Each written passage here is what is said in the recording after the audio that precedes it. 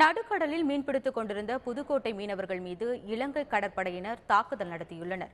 புதுக்கோட்டை மாவட்டம் ஜெகதாப்பட்டினத்திலிருந்து சனிக்கிழமை காலை 199 விசைப்படகுகளில் 800க்கும் மேற்பட்ட மீனவர்கள் கடலுக்குள் மீன்பிடிக்க சென்றனர். இவர்களில் 8 மீனவர்கள் நடுக்கடலில் மீன்பிடித்துக் கொண்டிருந்த போது அங்கு வந்த இலங்கை கடற்படையினர் அவர்களை வலுக்கட்டாயமாக படகில் ஏற்றி தாக்குதல் நடத்தியுள்ளனர்.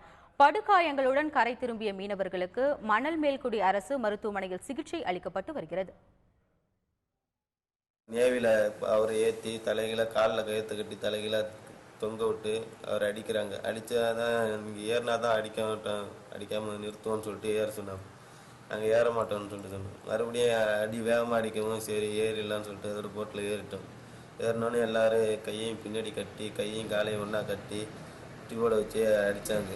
பைப்பு கயிறு எல்லாத்தையும் விட்டு அடிச்சுக்கிட்டே இருந்தாங்க. ஏறினோன்னா 3 பேர்த்தையும் அவன் மறுபடியும் அடித்து உப்பு 2-3 உப்பு தூக்கி வாயில் இதெல்லாம் கொட்டி வாயில் தின்னுக்கடா குத்தி சித்திரவதைப்படுத்தினாங்க. மறுபடியும் ஏரியும் இருந்தாங்க. மறுபடியும் நீங்கள் இந்தியாவுக்கு ஓடி போங்க அப்படின்னா அதோட நாங்கள் வந்து இந்தியாவுக்கு ஓடி வந்தது ஜெயதாபுரம் 8:30 மணிக்கு வந்தோம். 8:30 மணிக்கு வந்து ஜிசிலேருந்து அட்டன்